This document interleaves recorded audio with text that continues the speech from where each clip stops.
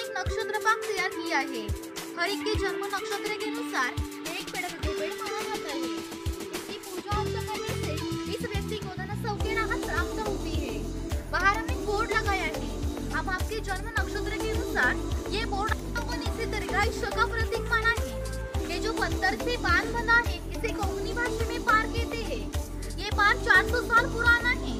ये जब बंधा गया तभी पीपल का पेड़ भी लगाया गया, इसलिए पेड़ की उम्र भी 400 साल पुरानी है।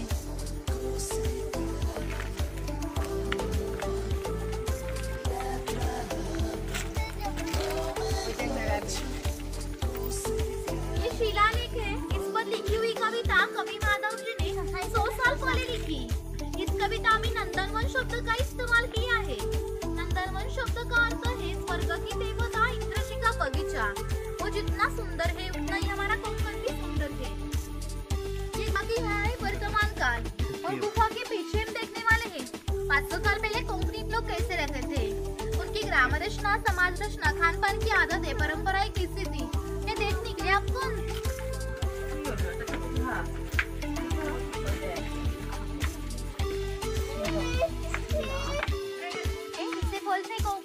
कोकम शरबत निकाला जाता है।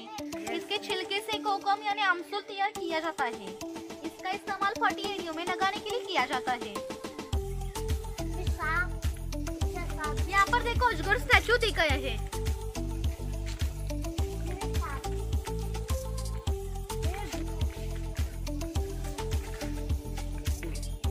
परशुराम, हमारे पुराणों में ऐसा उल्लेख है कि हजारों साल पहले भगवान परशुराम हो गए। उन्होंने सारी पृथ्वी जीत ली और जीती हुई भूमि उन्होंने दान की। और दान की हुई कौन सी भी चीज हम खुद के लिए इस्तेमाल नहीं करते, लेकिन उन्हें रहने के लिए भूमि की जरूरत थी। आज हम जहाँ खड़े हैं वह हजारों साल पहले समुद्र था। उन्हें उसके साथ युद्ध किया और 40-50 किलोमीटर पीछे ढकल दिया। और जो भूमि निर्माण हुई उसे कोंकण कहते हैं। उसे परशुराम की भूमि भी कहा जाता है। उपाधि का ही है। काव शिकार दिखाई है। पहले इसमें लोग काव शिकार करते थे।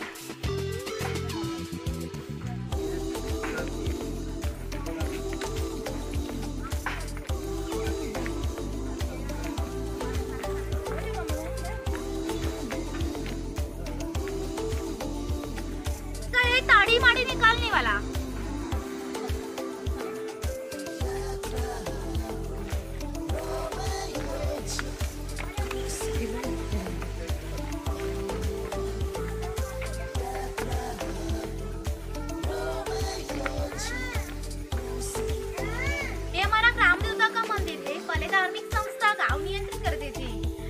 सभी लोग इकट्ठा हो जाते थे। गांव में किसी दो व्यक्ति में झगड़ा हुआ तो गांव के सभी लोग इकट्ठा होकर मुखिया उनके सामने न्यायदान करने का काम करते थे। और एक विशेषता है, इसे एक प्रथा है कि हर एक जाति धर्म के लोग अपने अपने मंदिर मस्जिदों में जाकर भगवान का दर्शन लेते हैं। इस तरह कोंकणी लोग भी साबर मंदिर में जाकर भगवान का दर्शन लेते हैं। लेकिन हमारे यहाँ जब शिव का यानी होली का त्योहार मनाते हैं तब इस भगवान को पालकी में बिठाकर हर एक के घर में ले जाते हैं। यानी कि कोंकणी लोग और भगवान इनका नाता इतना नजदीक है कि हमारा एक दूसरे के पास आना जाना होता है। इस देवी का नाम है वाघजाई। ये हमने जानबूझकर रखा है क्योंकि जिस जंगल में वाघ है वो जंगल समृद्ध माना जाता है। 500 साल पहला कोंकण का जंगल भी ऐसा ही समृद्ध था। इसे हमारे भावो विश्व में भगवान का स्थान है। हम कोंकणी लोग बड़ पीपल, सांप, नागिन की पूजा करते हैं, यानी कि हम निसर्ग पूजक कहलाते हैं। इसलिए देवी का नाम भी प्रकृति के संबंध रखा है वाघजाई। इनका नीचे के भाग में किससे बना हुआ है। ये 110 वर्ष पुराने हैं। ये बजाने वाले कुशल हो तो इनका आवाज 1 या 2 किलोमीटर दूरी पर पहुंचता था। इसका इस्तेमाल धार्मिक कार्य और संदेश वहन में किया जाता था। इनका प्रतीक चिन्ह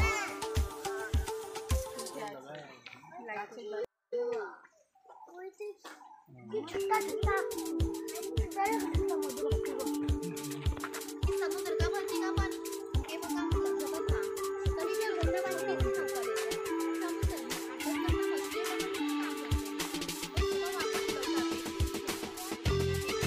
मने बाटा तो हाथ सुधार का साथ खरीद में जाकर अपनी सेवा देते थे।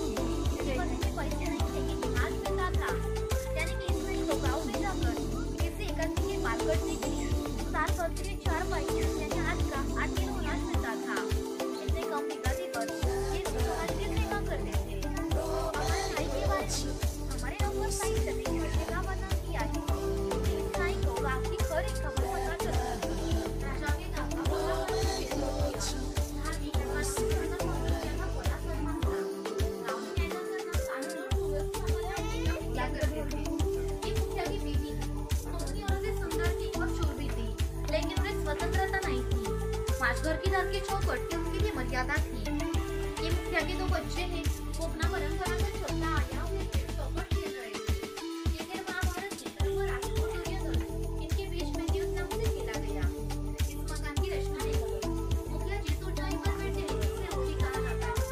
गाँव के मानने वाले लोग उन्हीं पर बैठ जाते थे और ये जो सामने है उसे पट भी कहा जाता है। गाँव के सर्वसामान्य लोग पट भी पर बैठ जाते थे। और मुखिया के यहाँ है रसोई घर और मुखिया के बाहर है भगवान का घर और मुखिया के पीछे है माचघर यानी कि पहले की बेडरूम। घर के सामने आंगन में तुलसी घास की झोपड़ी और इनके कम कपड़ों पर मच जाइए। यह हमारा गांव का प्रमुख उत्पादक घटक माना जाता है। नीचे जला हुआ चूल्हा है, इसे कोंकणी भाषा में पिरसा कहते हैं। यह हमेशा के लिए जला हुआ रखा जाता था क्योंकि पहले घर में लाइटर और माचिस नहीं थी। किसान के बीवी को जो खाना बनाना हो तो इस चूल्हे से 2 शोले लेकर रसोई घर का चूल्हा जलाती थी। ये चूल्हा पूछ गया तो घर में 2 चकमक के पत्थर रखे जाते थे, एक दूसरे से घिसट कर आंच लगाई जाती थी। ये खोईनी है, इसका इस्तेमाल मछलियाँ पकड़ने के लिए करते हैं। ये पीछे से बेलियों से बांधकर पानी में रखी जाती है। इसके अंदर की रचना ऐसी है, इसके अंदर कोई मछली फिर से बाहर नहीं आ सकती। ये गौमई की बुतई की हुई टोकरी है, इसे कोंकणी भाषा में कनगी कहा जाता है। इसके अंदर अनाज रखने के बाद ऊपर त्रिपल का फल डालकर ऊपर ढक्कन लगाने के बाद बाहर से गौमई की बुतई की जाती है, यानी कि अंदर का अनाज 2-3 साल अच्छा रहता है। ये किसान की बीवी है, ये किसान की लड़की है। ये झूला है, ये झूला किसान के घर में हमेशा के लिए टंगा हुआ रहता है क्योंकि किसान के घर में हर साल बच्चा पैदा होते थे, यानी कि पहले की जॉइंट फैमिली थी। ये उज्जवल है, इसका इस्तेमाल कपड़े सुखाने के लिए करते हैं।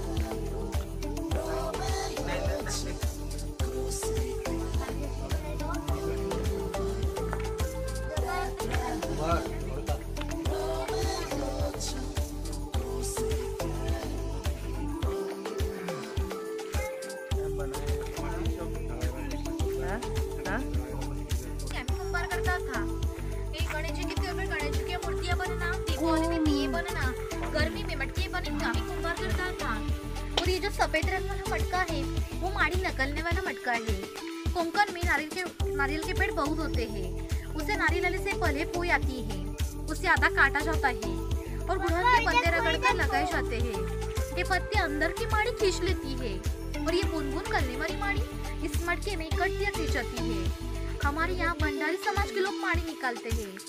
काल के अनुसार 12 बरसात के व्यवसाय नष्ट हो गए, लेकिन माड़ी निकलने का व्यवसाय अभी भी चल रहा है। सोनालिका है सोने का सीने बनाने वाला। काया? चलो इधर किराना दुकान बना दी। वाली जाएगा।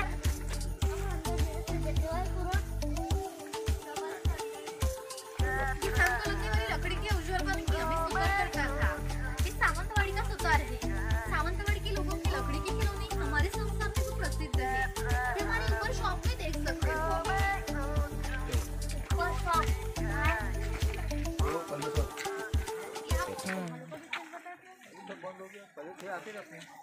लोहार करता था और एक विशेषता है, उन्होंने बनाई ये लोखंडी ढाल और तलवार मराठा और मुखियाओं के पास अभी भी है।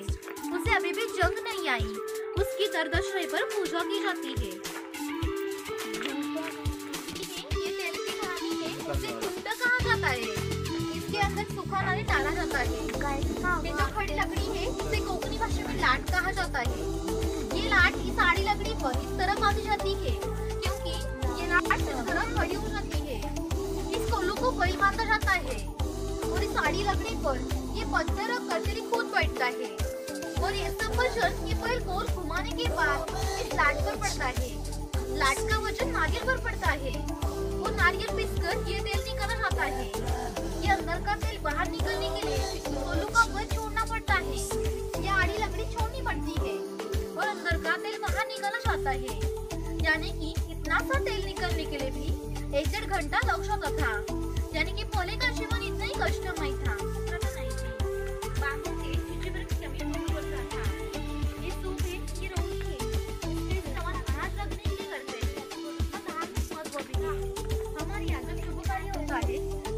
तब घर की कुंवारी लड़की इस ट्रॉली में दिया लेकर खड़ी रहती है। ये दिया शुभ कार्य होने से पहले बुझने तो अशुभ माना जाता है। हमारी रक्त प्राकृतिक की शादी बम्बई में हो तो बम्बई में सब्सिडी मिलती है, लेकिन ये रोटी नहीं मिलती। ये लेने के लिए गाँव आना पड़ता है। तमालपत्र है जी, जयपत्र। पहले घर में लकड़ी, मिट्टी और पत्थर के बर्तन इस्तेमाल करते थे। ये चाटनी जैसा दिख रहा है, उसे घिरट कहते हैं। चाटनी में नाच पीसते हैं और घिरट में उनके छिलके अलग होते हैं। ये मोदक पात्र है, यानी कि कोकनी कुकर। इसके नीचे पानी रखा जाता है और इसके ऊपर मोदक रखे जाते हैं और इसके ऊपर ढक्कन लगाने के बाद ये चूल्हे पर रखा जाता है, यानी कि अंदर के मोदक स्टीम हो जाते हैं। ये पूरण यंत्र है, इसके अंदर दाल डाली जाती है और ये 2 रॉड गोल घुमाने के बाद अंदर की दाल पीसती है और नीचे गिरती है। इसकी मिट्टी रोटी की जाती है। ये सेवैयां निकलने का लकड़ी का यंत्र है।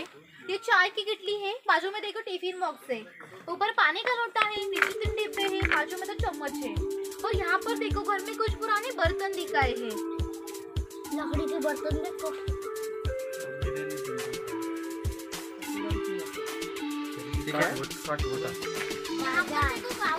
यहाँ पर देखो कावड़ा बाजार दिखा है।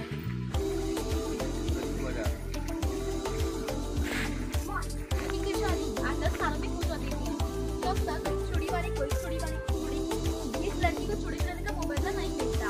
जब लड़की की शादी हो जाती थी तब लड़की के पिताजी की चूड़ी वाले के ऊपर सोने का गहना देते थे। इसलिए उनकी जिम्मेदारी थी और ये लोग अपना खाना खुशी और इज्जत करते हुए अपनी जिम्मेदारी समझकर अपना काम करते थे। मसाल्याचा वेलदोडा असेल तो, आपला वेलदोडा नाही। एक मदरसा है कि गाँव के सभी लोग इकट्ठा हो जाते थे। गाँव की औरतें पानी भरने के लिए आ जाती थी, यानी कि कोंकण का सारे पनगढ़ था और ऊपर देखो पेंगोलिन दिखाया है।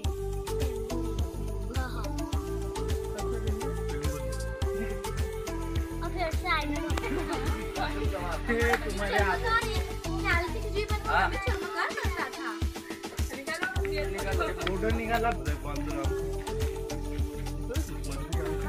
कम मराठी अर्थ जिसके पास बहुत धन संपत्ति हो। ये धनगर लोग इतने दुर्गम पहाड़ों पे रहते थे कि इनका पहला बस स्टॉप भी 10 या 12 किलोमीटर दूरी पर था। ये लोग जब गांव में आते थे तब इनके पैरों में खाल से बने हुए जूते, कंधे पर कंबल और हाथ में घुंघरू की लाठी होती थी और इनके पास 100-125 गाय और 5 या 25 भैंसें थी। एक गाय भैंस को बेचना जाओ तो इनकी कीमत के हजारों में जाती थी। ये कत्था भट्टी है। कत्था बनाने के लिए इस पेड़ को पूरा काटा जाता है। इसके अंदर जो लाल रंग वाला हिस्सा होता है उसे छोटे छोटे निकाल सकते हैं।